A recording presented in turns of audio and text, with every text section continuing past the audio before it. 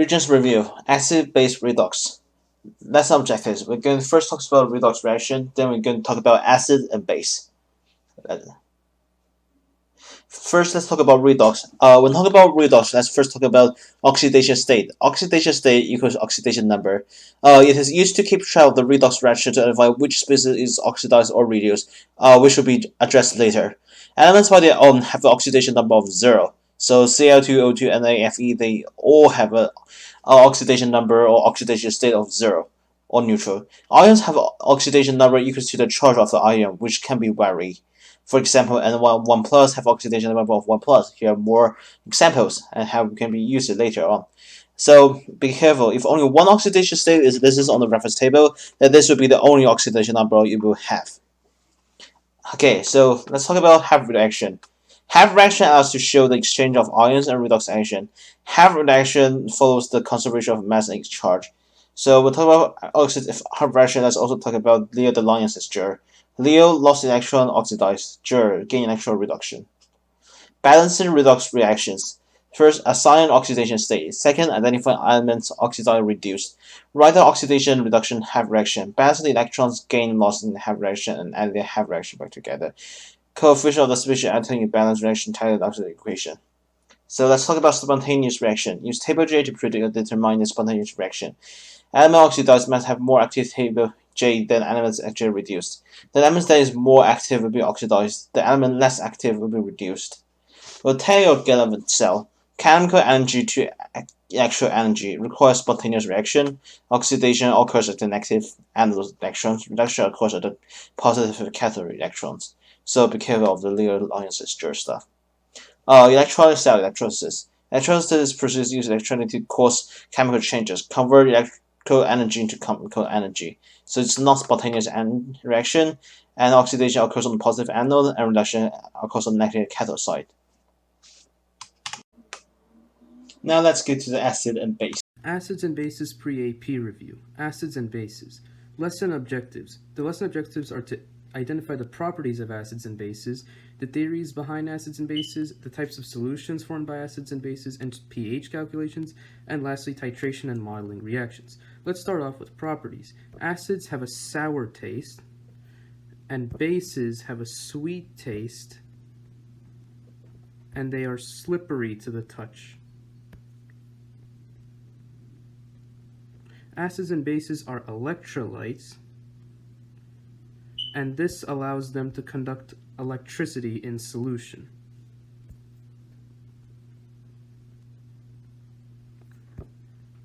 Acids react with metals in single replacement reactions,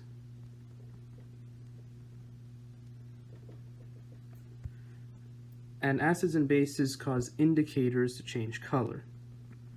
Now, when you're identifying acids and bases, beware of fake bases, and these consist of a hydrocarbon plus OH hydroxyl group. And this is actually an alcohol, not a base. So an example of this is CH3OH, which is actually methanol and not a base. But the carboxyl group, which is COOH, is in a covalent compound, indicates an organic acid.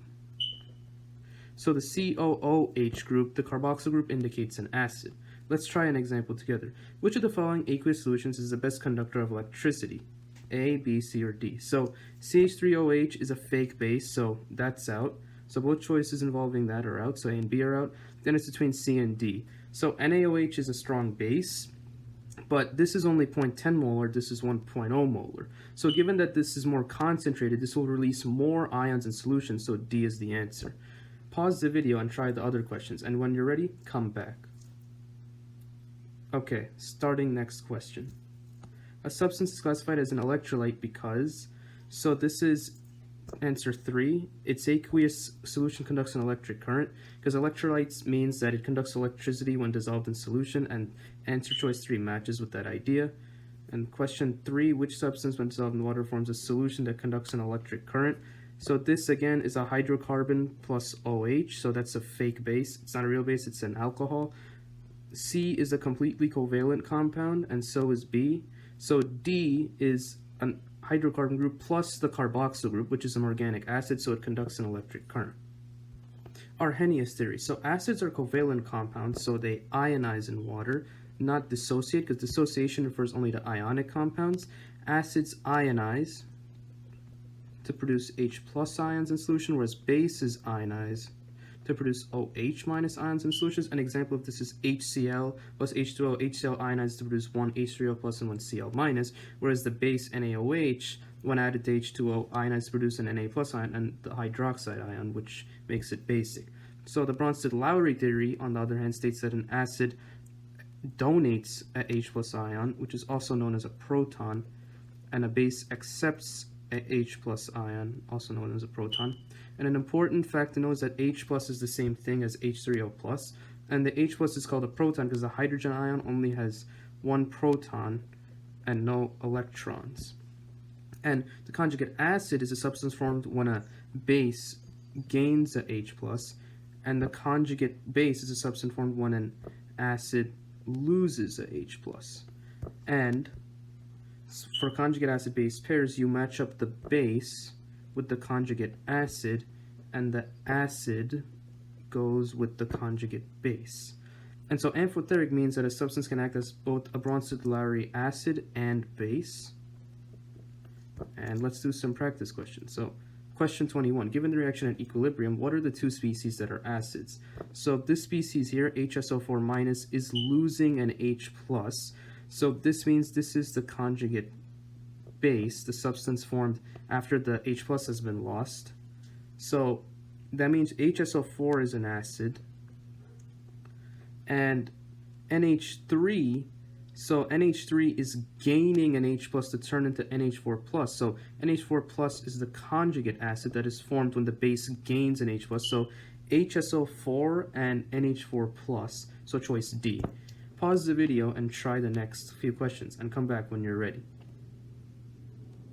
Okay, question 48. Which two formulas represent Arrhenius acid? So produce H plus when dissolved in solution. So this is an acid, organic acid because of the carboxyl group, but this is a fake base, so one is out. This is acetic acid, so it will produce an H plus. There's an H here too. H3PO4, that's phosphoric acid, so choice 2 is correct. What are the bases that accept protons in the reaction? So this is a Bronsted-Lowry question. So H2O goes to H3 plus. This acts as a base, and this is the conjugate acid. And so base accepts protons, so H2O. And then H2S goes to HS minus. So H2 has lost a proton, and it has turned into HS minus. So this is the conjugate base, substance formed after the acid loses a proton, so H2O and HS minus. So choice C. And given the following reactions, identify the amphoteric substance. So here H2O is gaining an H plus to turn into H3O plus, so it's accepting a H plus, so it's acting as a base. And here in NH3 plus H2O, you have NH3 accepting a H plus from H2O. It's giving up the H plus, so then HOH, you lose the H and now you're left with OH. So in this case, it's acting as an acid, so H2O is amphoteric. Monoprotic and polyprotic acids. So monoprotic acids ionize to produce one H plus. In solution, an example of this is HCl, as you saw before. HCl plus H2O yields one H3O plus. And polyprotic acids ionize to produce multiple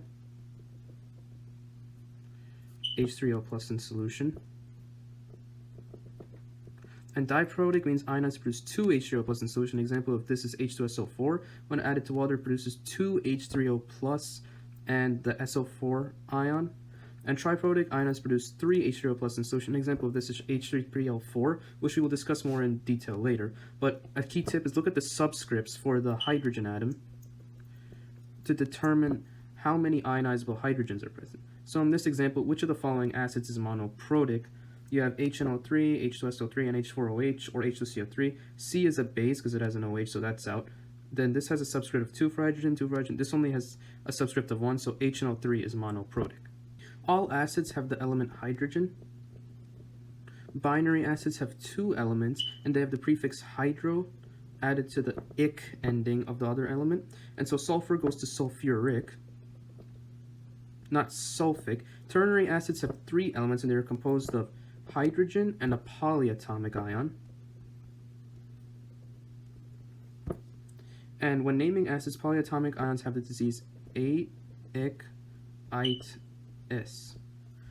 And so polyatomic ions that end in ate change to the ending ic, and polyatomic ions that end in ite change to the ending us.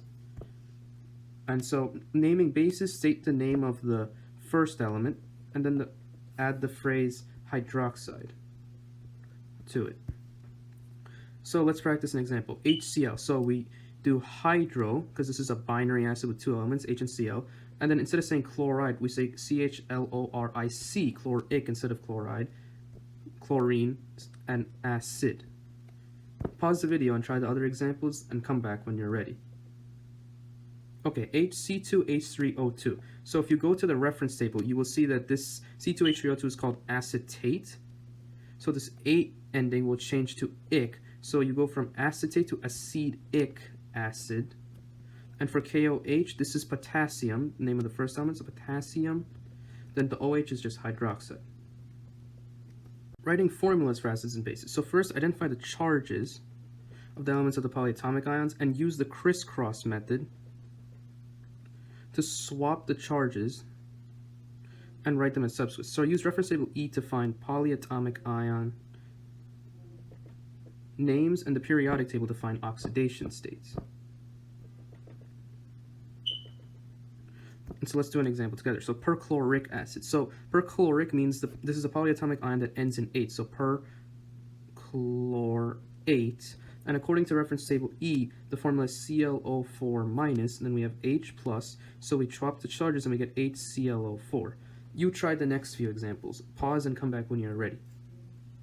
Okay, hypochlorous acid. So this means that the polyatomic ion ends in ite, so hypochlorite. And according to reference table E, that's ClO minus, and we have H plus. Swap the charges, HClO. And aluminum hydroxide. So we have Al plus 3, and then OH minus 1. Swap, and then we do AlOH3. Strong versus weak acids and conductivity. So strong acids ionize completely and produce lots of H plus ions in solution, whereas weak acids ionize little and not completely and produce little H plus ions in solution. They establish an equilibrium, and this connects back to the triprotic H3PO4. So H3PO4, you have H3PO4 goes to H2PO4 minus plus H plus. But then H2PO4 is also going to undergo equilibrium. We get HPO4 minus 2 plus H plus. And then lastly, HPO4 minus 2 will undergo equilibrium. So you have HPO4 minus 2 goes to H plus plus PO4 minus 3. And as you can see, there's a total of 3 H plus being formed, and that's why it's triprotic. And so it undergoes equilibrium because it's a weak acid. And so strong acids are HCl, HBr, HI, HNO3, H2SO4, HClO4, and HClO3. Anything else is a weak acid. Percent ionization of an acid determines the concentration of the H plus ions of an acid, which are produced in comparison to the concentration of the acid itself. So the formula is the concentration of the H plus ions divided by the concentration of the acid times 100, and so HA represents the acid. And so strong bases also ionize completely, and they produce lots of OH minus ions in solution. And group 1 metals plus OH minus ions create strong bases. Weak bases ionize little and not completely, and they produce little OH minus ions in solution. They establish an equilibrium. An example of this is NH3, which we will discuss later. The Ka value is the acid ionization constant, and it represents the strength of an acid. And it's a type of equilibrium constant. If it's greater than 1, that means it's a strong acid, and it favors the production of H plus ions, which is the products. And if it's less than 1, then it's a weak acid, and it favors production of the reactants, which would mainly just be the acid, HA. And so the formula for Ka is H plus times A minus over HA, where A minus is the conjugate base, and HA is the acid itself.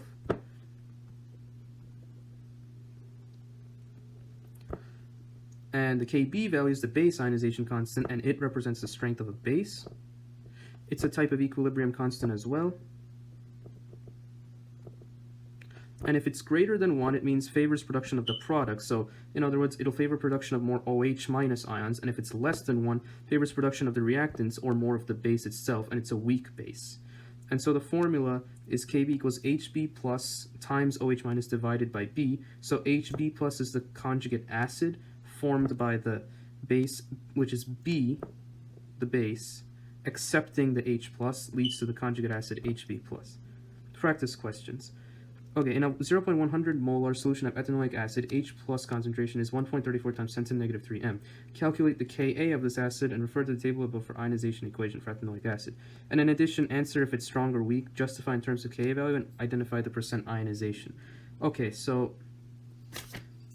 the equation for ethanoic acid, I will provide it, is HC2H3O2 goes to H plus C2H3O2 minus. And so we had 0.100 m initially. And so if this much was produced, then the acetic acid had to ionize in order to produce this H plus. You're losing the acetic acid. So you would subtract 0.1000 m minus the 1.34 times 10 to the negative 3 m to find how much acetic acid you have left. And when you put this into your calculator,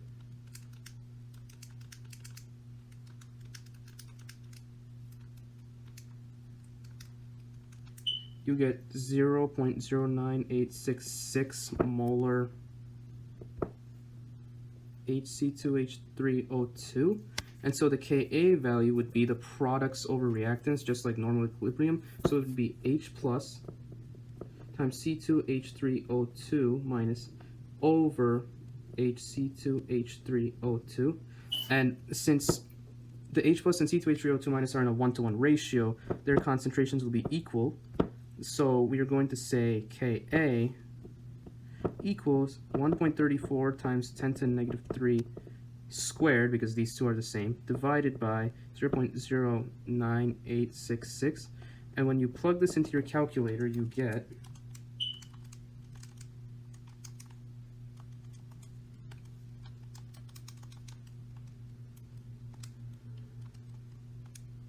1.8 times 10 to the negative 5 for the Ka value. Now for the percent, and based on this value, so we know that this is less than 1, so weak acid favors production of the reactants, which means more of the HC2H3O2 is going to be produced. And so percent ionization, well, that's H plus concentration, so it's going to be 1.34 times 10 to the negative 3 molar divided by the concentration given here, because this is how much is there in this amount of ethanoic acid. So you're going to divide it by 0.1000 m and times 100, and that gets you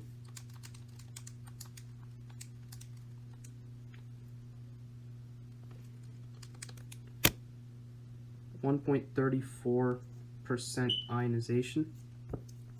Okay, pause the video and try the other examples. Come back when you are ready. So for this next question, it's a very similar setup. You do 0.2000 minus 9.86 times 10 to the negative 4 molar, and that gets you 0.199014 molar of the monoprotic acid left. And so the Ka would merely be, and given that it's monoprotic, it means that there's going to be a 1-to-1 ratio between the H plus ion on the conjugate base. So you would merely do 9.86 times 10 to the negative 4 squared over 0.199014, and the Ka would be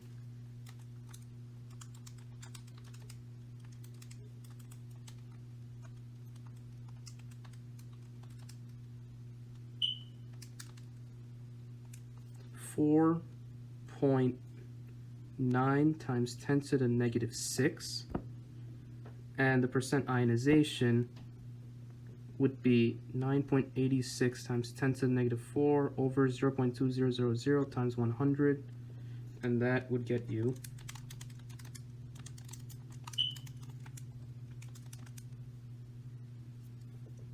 0.493%. So very little H plus ions produced in solutions, which explains why it's a weak acid.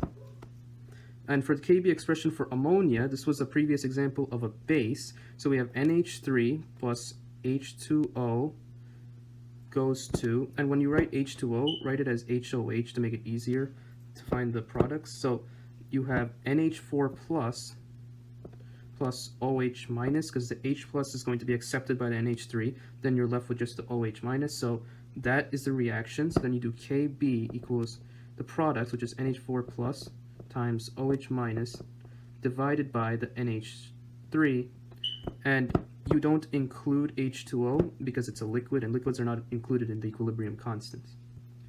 pH calculation. So a pH above 7 is considered basic and has an H plus below 1 times 10 to the negative 7, and it has an OH minus concentration greater than 1 times 10 to the negative 7.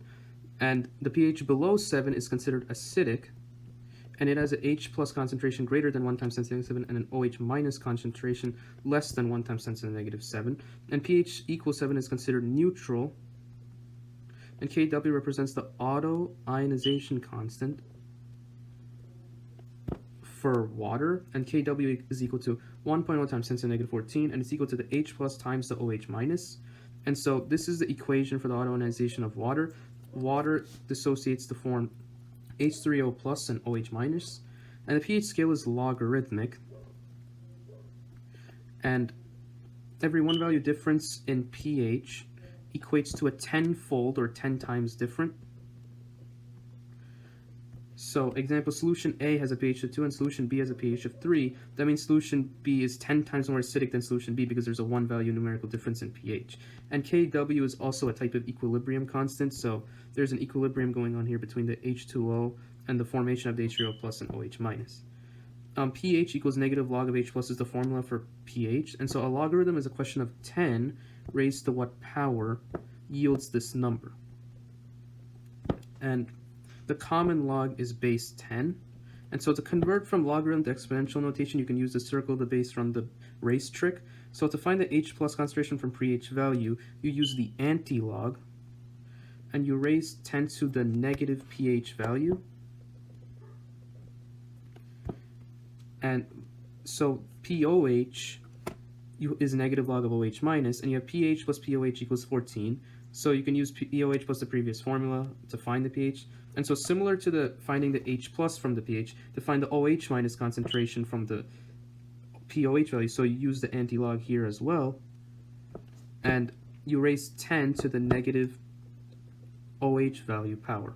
Okay, so pH equals 6, so find H plus. So we have negative log base 10 of H plus equals 6, so can divide both sides by negative 1. So then I get log base 10 of H plus equals negative 6, and so then I can say that circle the base of 10, draw an arrow to the negative 6 past equal sign, raise it to that power, and that yields H plus. So you get 10 to the negative 6 equals H plus concentration. Pause the video and try the other examples and come back when you are ready.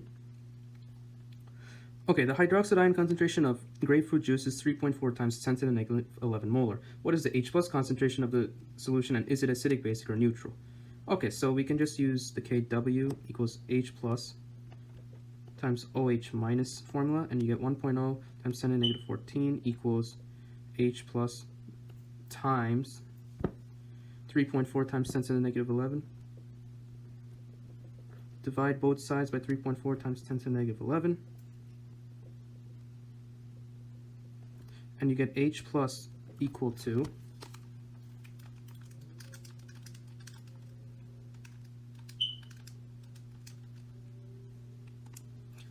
2.9 times 10 to the negative 4 molar.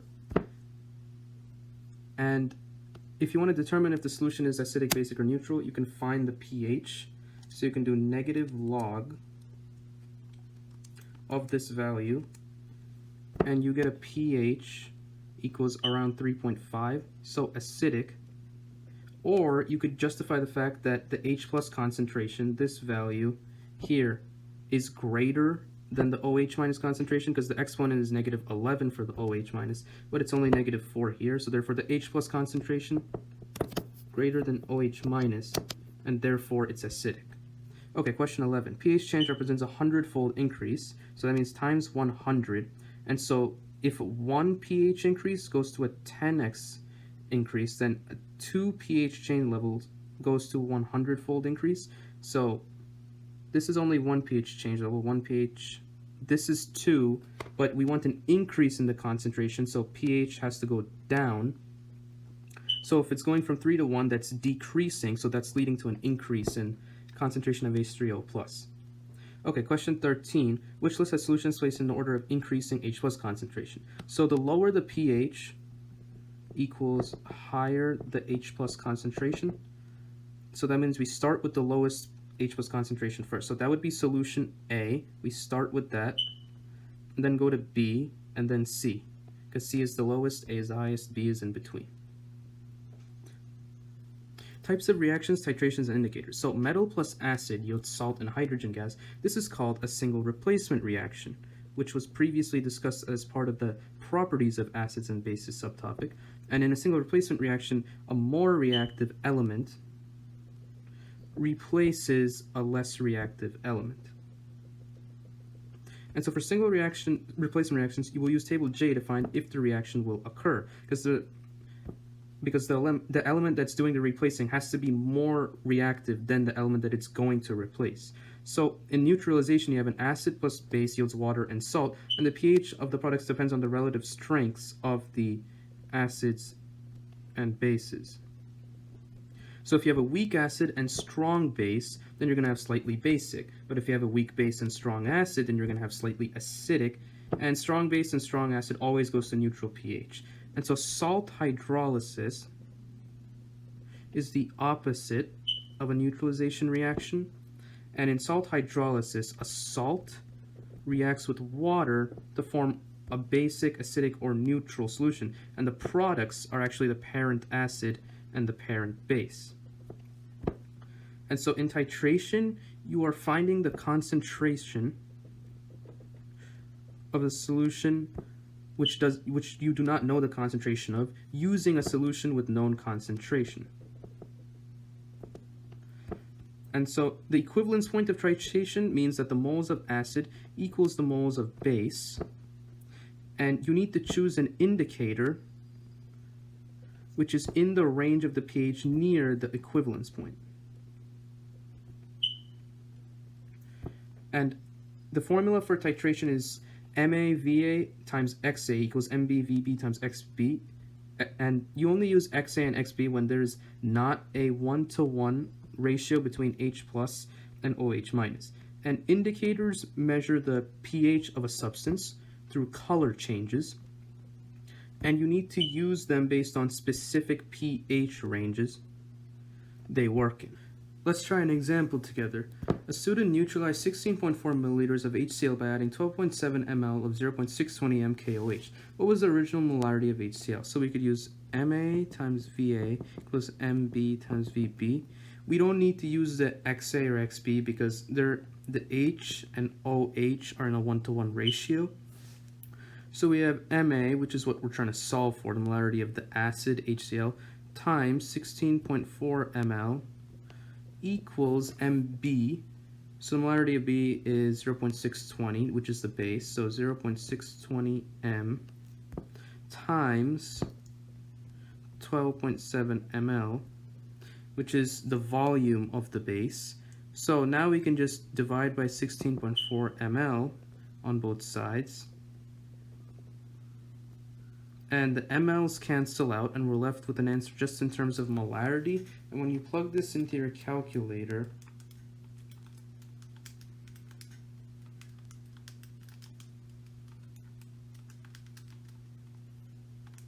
you should get 0.480 molar, and that matches answer choice B.